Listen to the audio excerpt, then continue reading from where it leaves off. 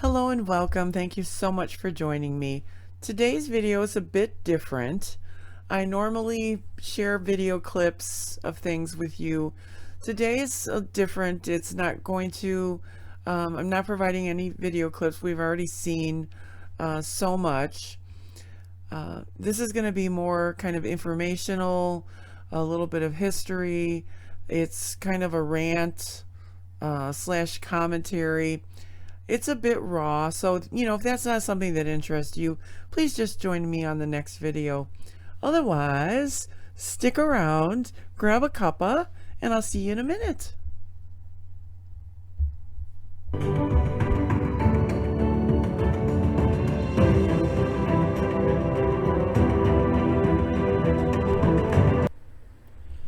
So we knew they were going to do this, right?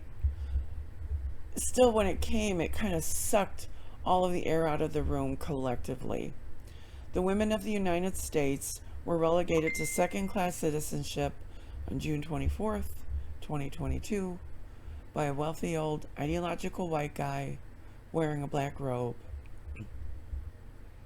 We were informed by the Supreme Court justices that lied under oath, by the way, sworn oath on their Bibles, that Roe was settled case law, and they weren't going to touch it. Now, women are nothing more than vessels. Vessels for the progeny of men, if you will, incubators for the state.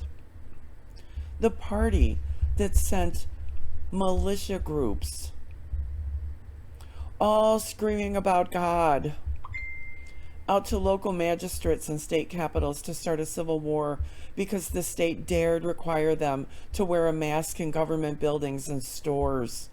They were armed with assault weapons, screaming that being forced to wear masks was tyranny.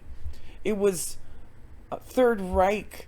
It was government overreach. It was taking their freedom away. They insisted that being made to wear masks was encroaching on their freedom.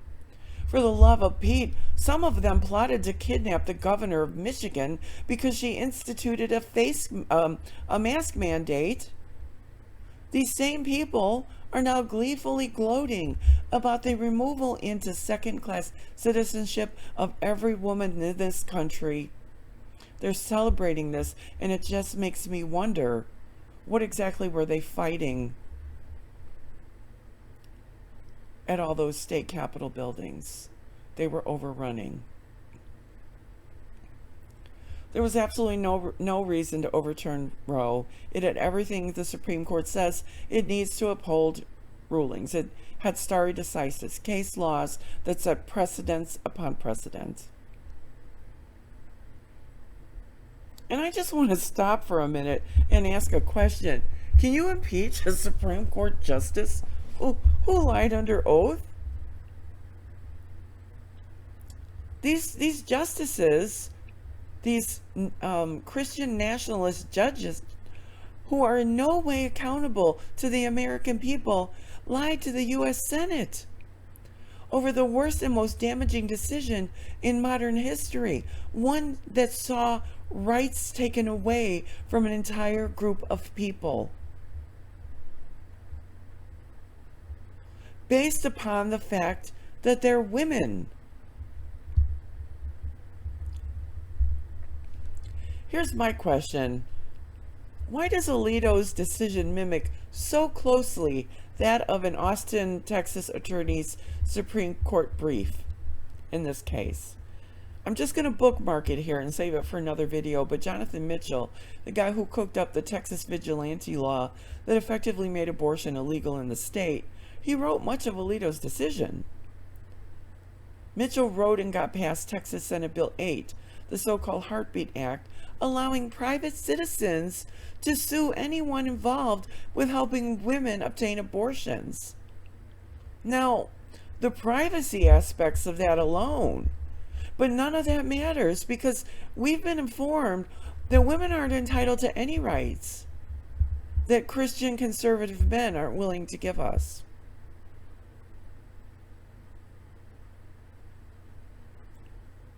And that was kind of a capstone to Mitchell's many innovative attempts through the years to take away Texas women's right to safe legal abortions. Unless we think him a misogynist chucklehead, he offers up solutions to the woes of women. That remove any doubt, but, solutions in his mind nonetheless. He says women can control their reproductive lives without access to abortion. They can do so by refraining from sexual intercourse, says he.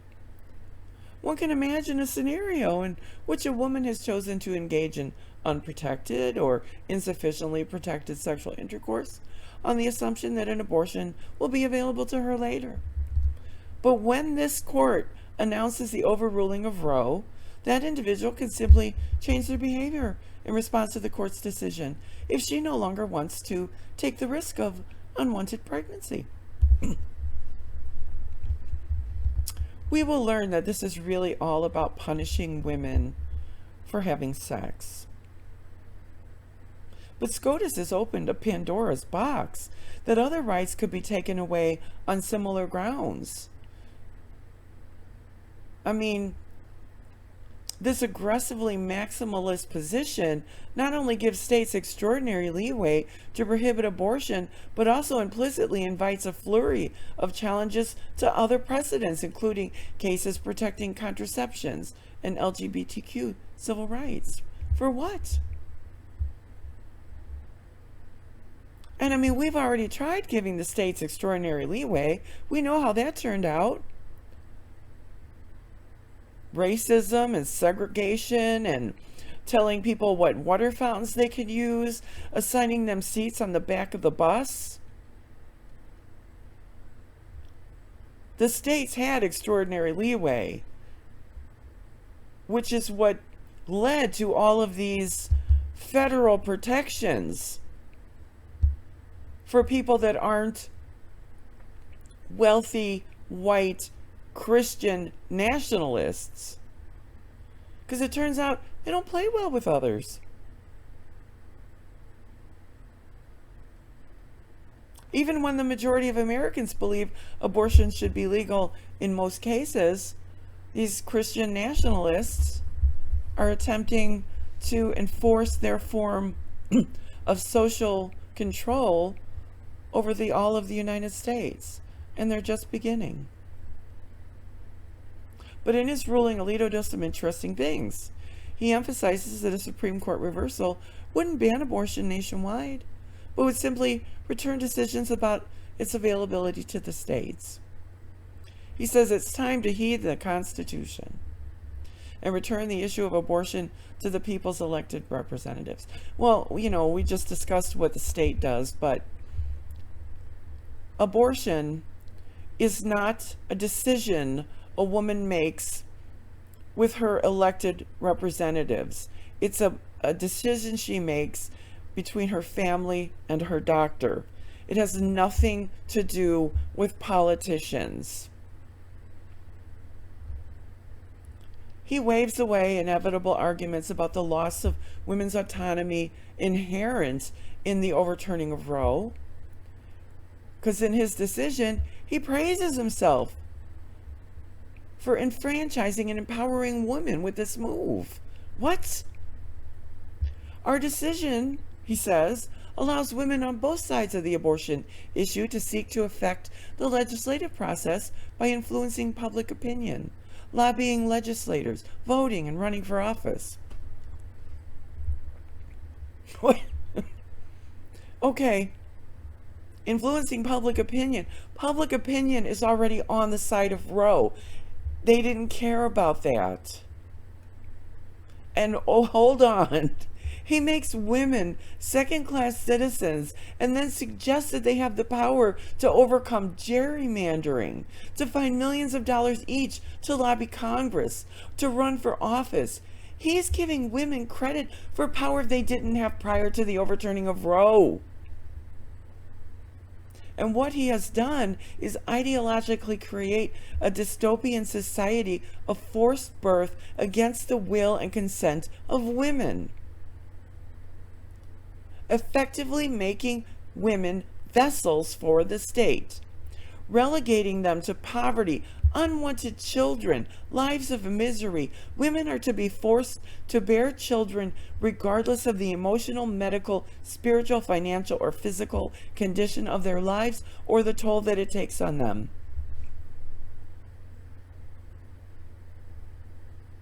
And it should even go without saying that there are 500,000 foster children in the United States at this moment in history. 500,000 children unwanted. And the states that have now banned abortion with these trigger laws are the worst states in terms of family services. So they're forcing women to bear children, but then leaving these women with no resources to care for them. It's not even hyperbole to suggest that this is an act of evil.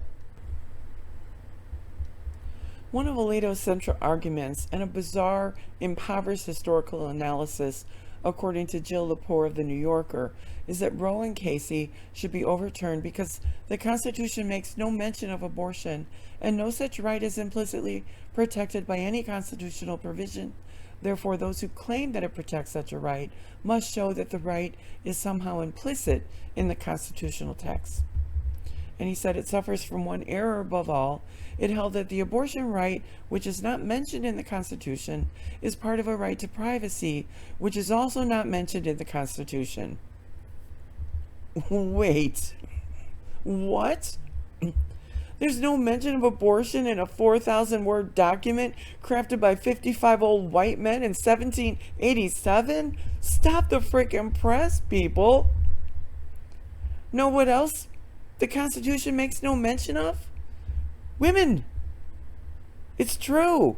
No part of a woman. No feet, no arms, no uteruses, no nothing. The Constitution makes no mention of women voting, women politicians, women judges, women office holders. No mention of the right to work outside the home. Have financial independence. Have your own bank account or own property. Women did not exist as people, Mr. Alito. That's a problem to remedy. It's not a precedent to be quoted or celebrated and honored. Believe it or not, Alito does not address that in regards to abortion, the most notable thing that's missing from the Constitution is the perspective of anyone who might need one.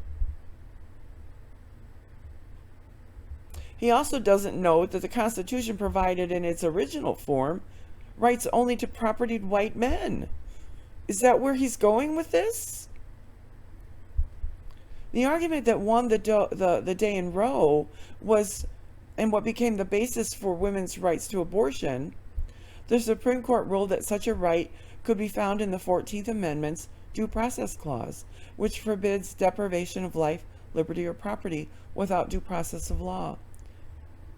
It's historically been viewed as weak, even by liberals, a fact that Alito pointed out too in his draft opinion, and then it came in the actual opinion. And it's worth noting that Ginsburg did have issues, but only so far as Roe was determined on the basis of privacy rather than women's inherent rights.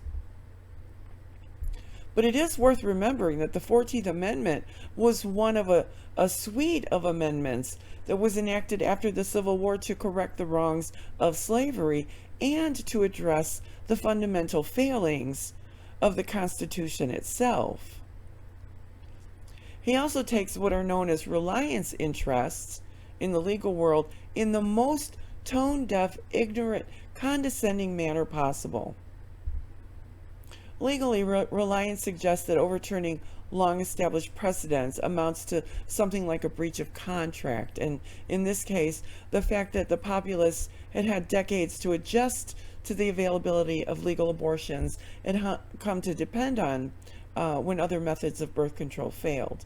For instance, the majority in Casey concluded that the ability of women to participate equally in the economic and social life of the nation had been facilitated by their ability to control their reproductive lives. But Alito declares flatly that there's an absence of concrete reliance in this case. I think that's because he wasn't looking.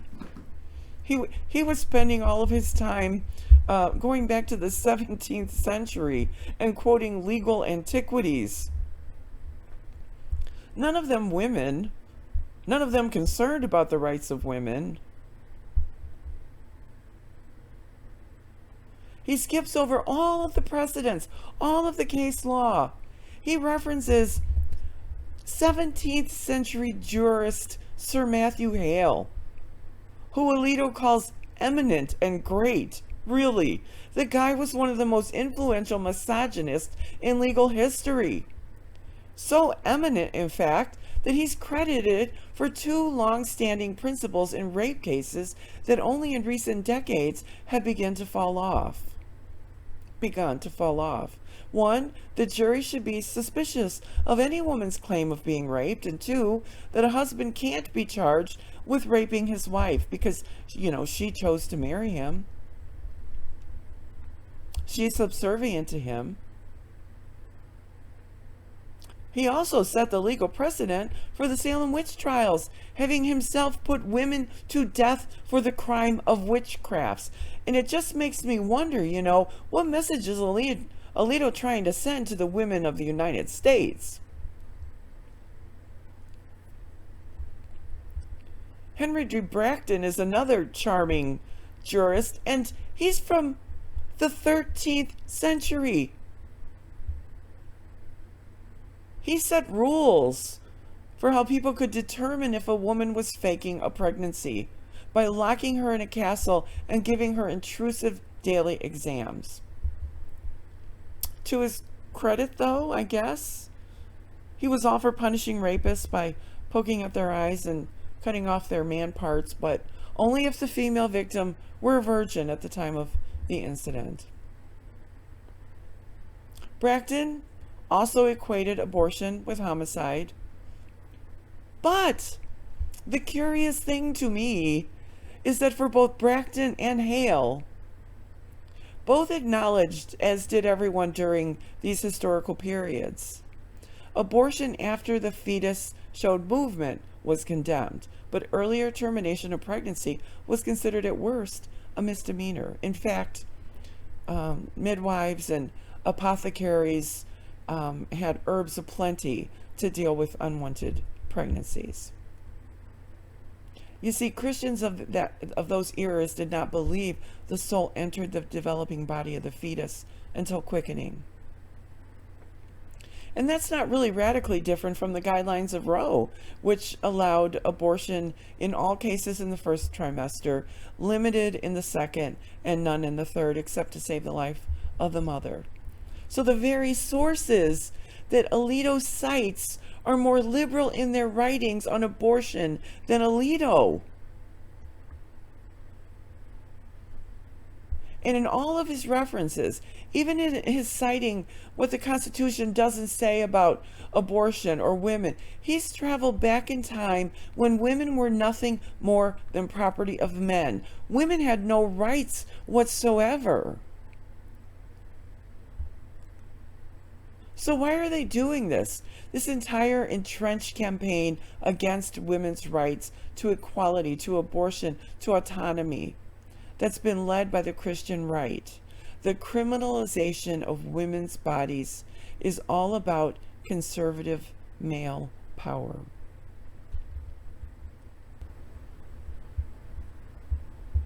The goal of the people pushing these anti-abortion laws in America is to put female sexuality under strict state control.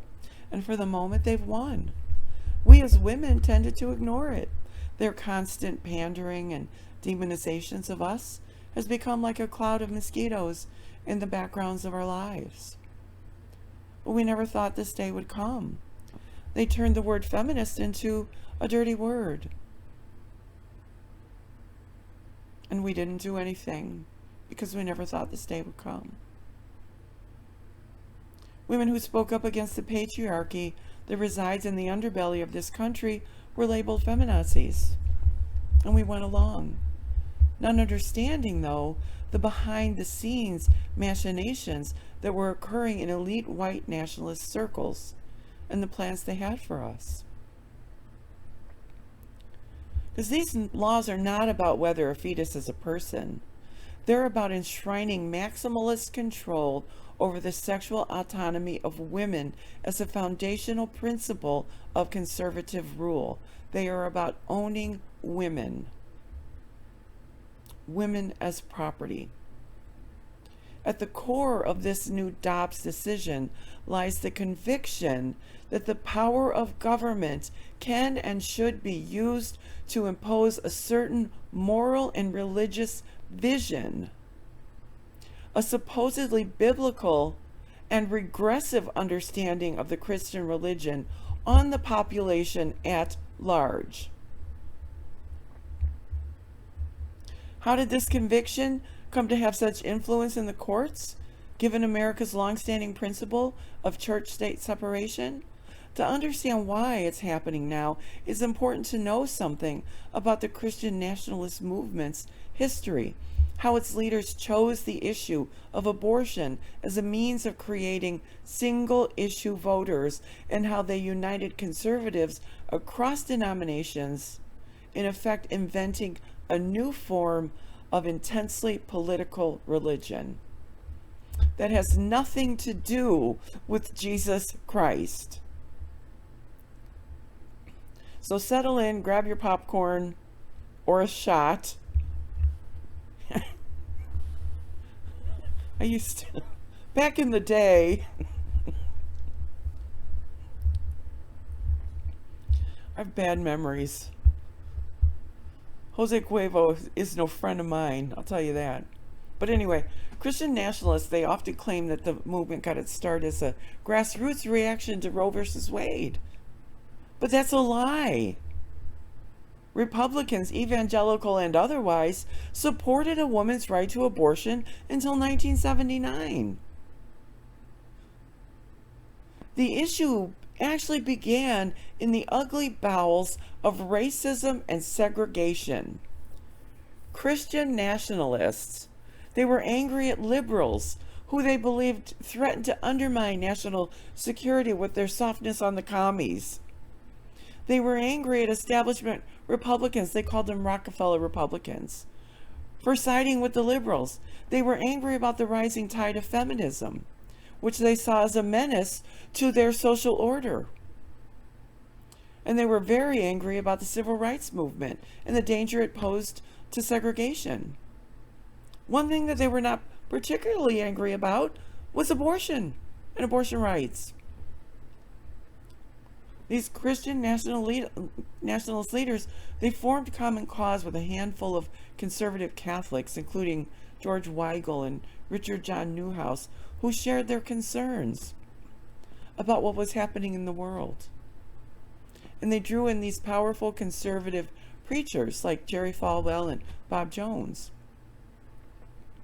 They were determined to ignite a hyper-conservative counter-revolution. All they needed now was an issue that could be used to unify its disparate elements and draw in the rank and file. Among their core concerns was the fear that the Supreme Court might end tax exemptions for segregated Christian schools. Falwell and many, if not most, of his fellow Southern white conservative pastors were closely involved with segregating and segregated schools and university. Jones went so far as to call segregation God's established order. And he referred to desegregation workers as satanic propagandists who were leading colored Christians astray, putting high and mighty thoughts in their heads about equality. As far as these pastors were concerned, they had the right not to just separate people on the basis of race, but to also receive federal money for the purpose. They knew, however, that stop the tax on racism wasn't going to be effective or a rallying cry for their new movement. As historian and author Randall Balmer wrote, it wasn't until 1979, a full 6 years after Roe, that evangelical leaders, at the behest of conservative activist Paul Weyrich, seized on abortion not for moral reasons, but as a rallying cry to deny President Carter a second term. Why? Because the anti-abortion crusade was more palatable, they thought, than the religious right's real motive, using their racism to protect their segregated schools. And in many respects, abortion was an unlikely choice, because when the Roe v. Wade decision was issued, most Protestant Republicans supported it. The Southern Baptist Convention passed resolutions in 71 and 74 expressing support for the liberalization of abortion laws. And an editorial in their wire service hailed the passage of Roe v. Wade, declaring that religious liberty, human equality, and justice are advanced by the Supreme Court's abortion decision. As governor of California, Ronald Reagan passed the most liberal abortion law in the country in 1967.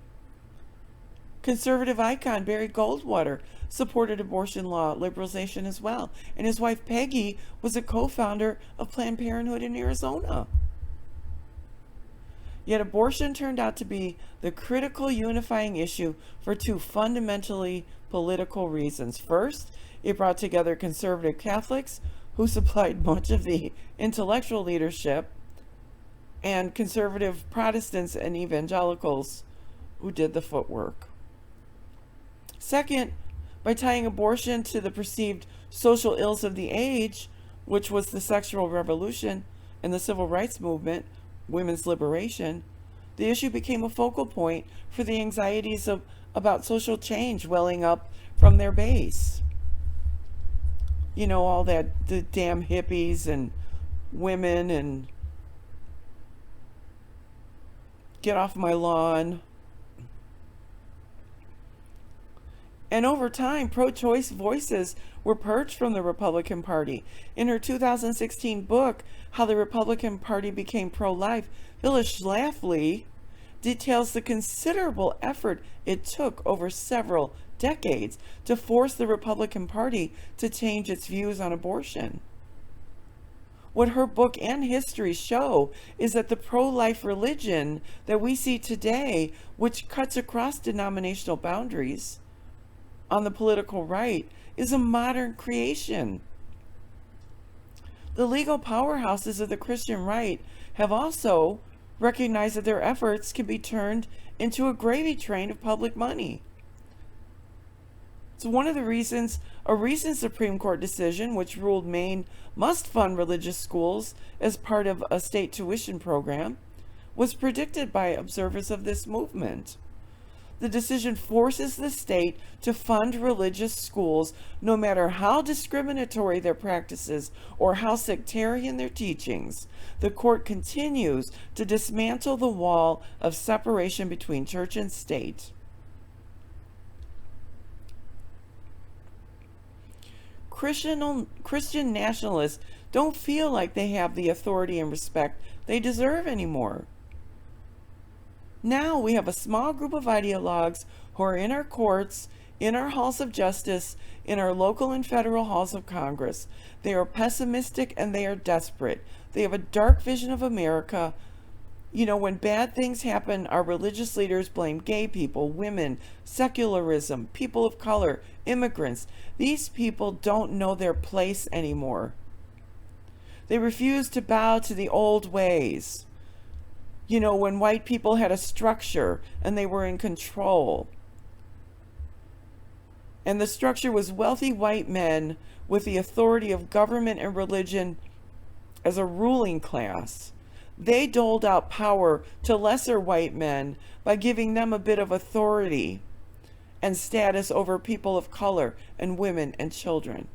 Everyone had to know their place, to know their role, and if anyone dared step outside of their designated roles, they were met with brutality and force.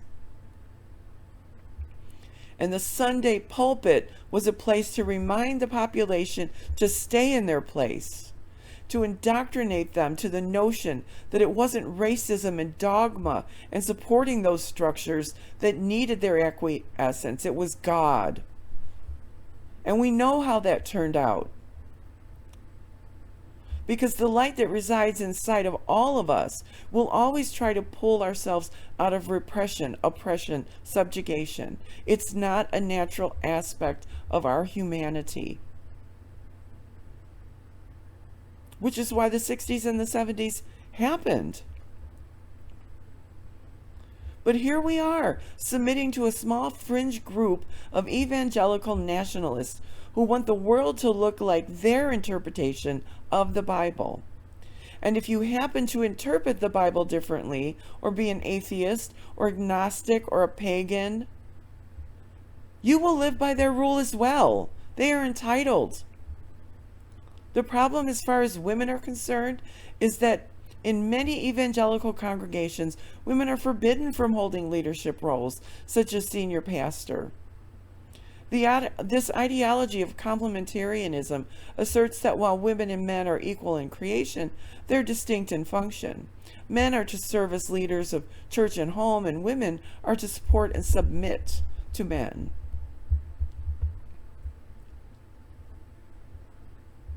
And this way of thinking, which advocates this, they call it biblical womanhood, is based on one interpretation of passages from the New Testament.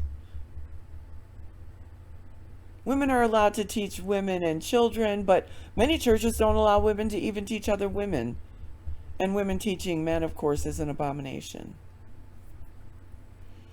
But anyway, the Supreme Court has already made clear how swiftly our Christian nationalist judiciary will change the law to suit this vision of a society ruled by a reactionary elite, a society with a preferred religion and a prescribed code of sexual behavior, all backed by the coercive power of the state. And the idea that they will stop with overturning Roe v. Wade is a delusion. The question of whether a fetus is a person is conveniently unanswerable. I mean, Bracton was thinking about it in the 13th century. Hale was still thinking about it in the 17th century, and it's still debated today. The question of whether a woman is a person, however, is not up for debate. It is female personhood that should decide the issue of basic bodily autonomy. Laura Lenny wrote that part of what it means to acknowledge the humanity of women is to treat them as political agents and not walking wombs with the inconvenient habit of moaning about their personal preferences and material needs. This anti-choice Republican feeding frenzy comes from a deep conservative greed for social control. That's why Tony Tinderholt, the Republican Texas state representative who has sponsored a bill to make abortion an actual capital crime, again, so much for pro-life, says that the great social virtue of his proposal is to force women to be more personally responsible in their sexual lives. He says what they're all thinking out loud. The eventual aim of these Christian nationalists is to put women's bodies under strict and brutal state surveillance across the whole of America.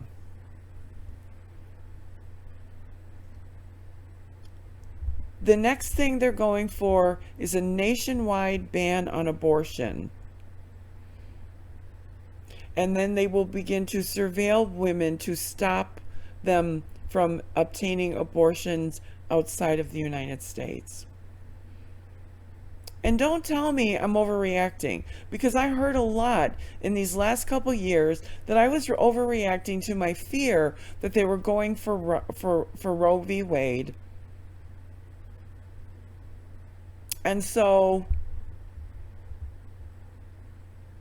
you know, It's really easy to determine for once and for all the bankrupt and hypocritical nature of all of this.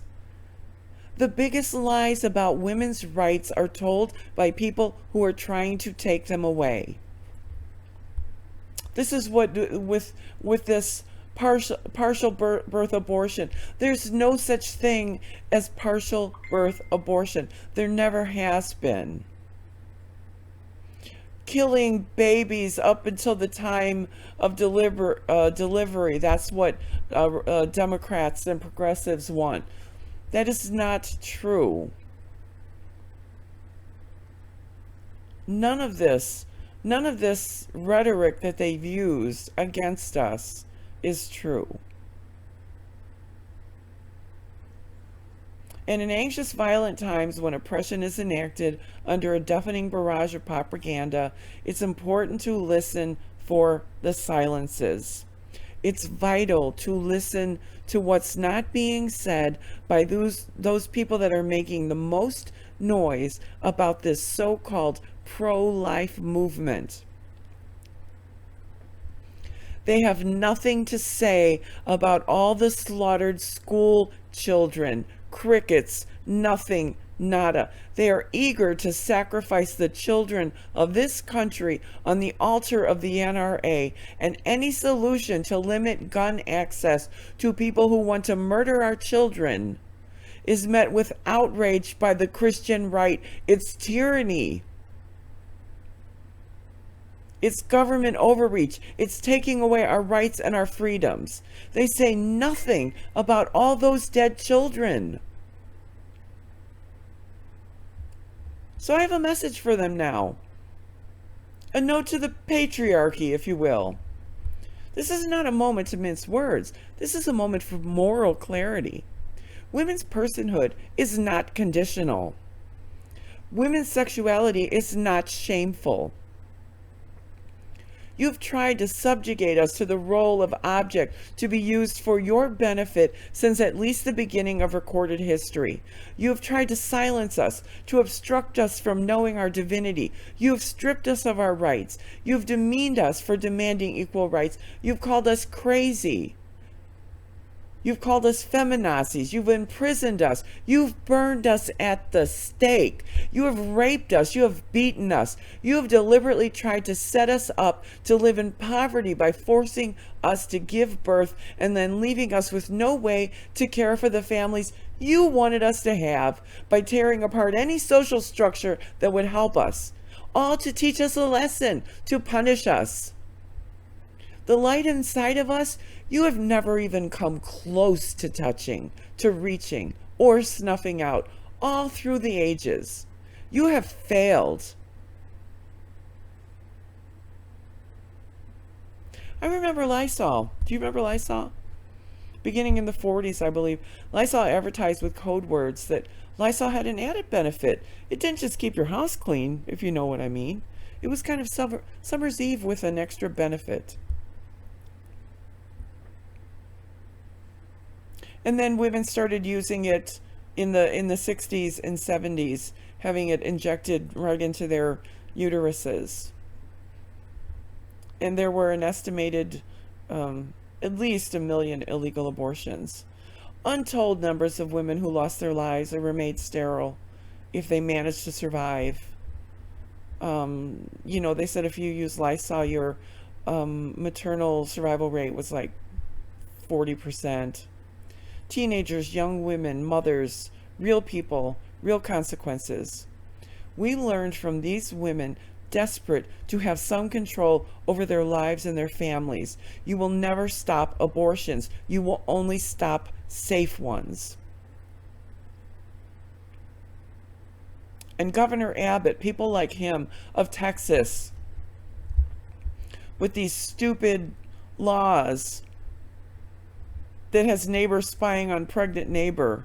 He told a big old lie the other day when he was asked by reporters why his state would force a 14-year-old girl to give birth to her rapist baby. And he said, "We'll make sure no rapes happen in Texas.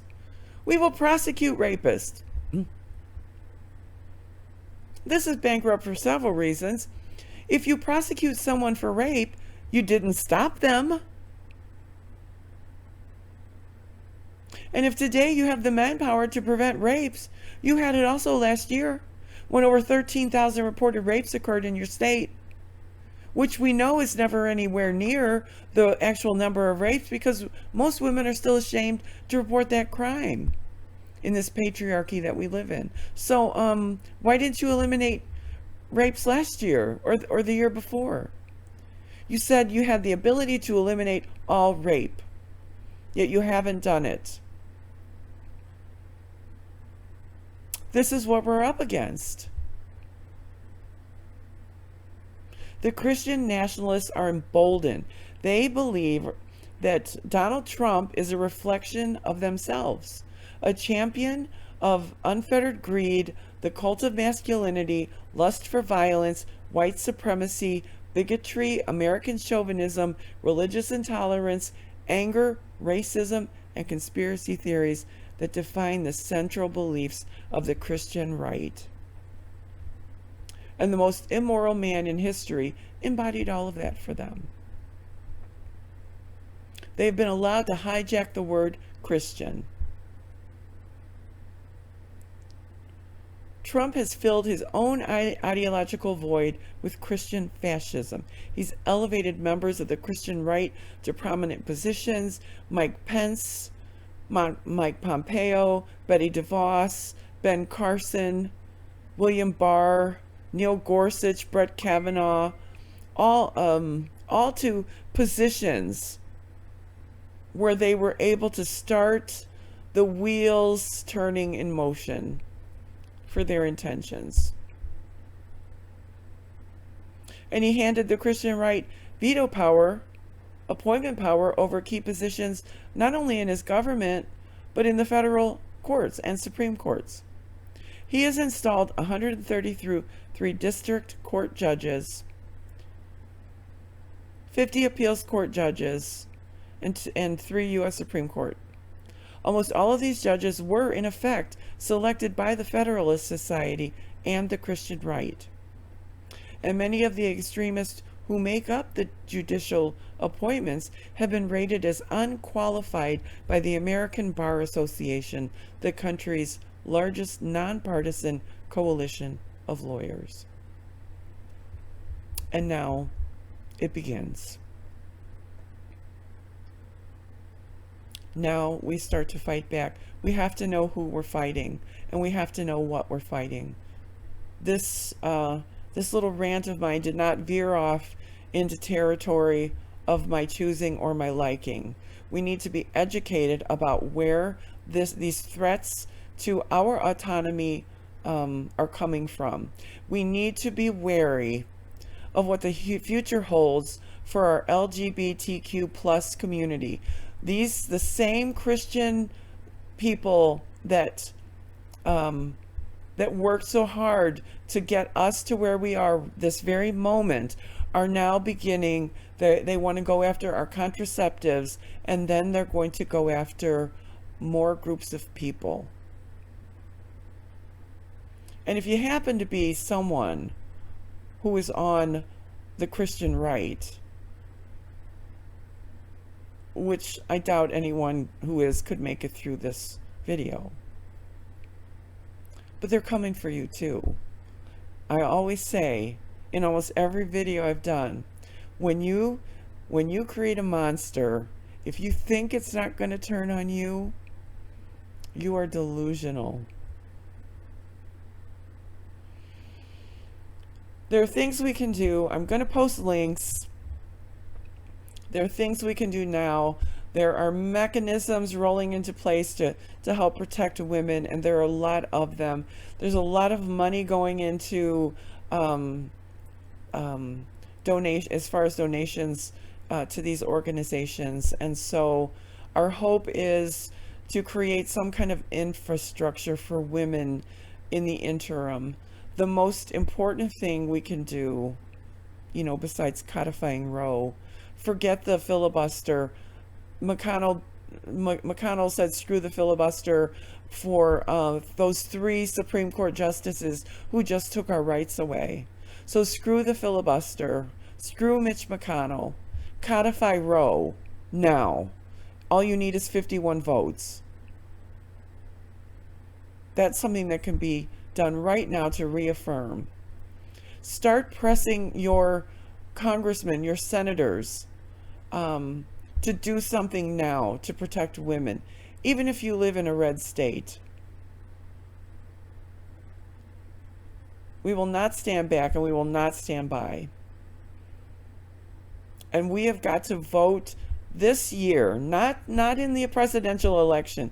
We need to vote this year like our lives depend on it, because for so many of us, that is absolutely the case. So if no one has told you today that you're important and you matter, you are and you do. And I hope you find something beautiful today. I'll see you soon.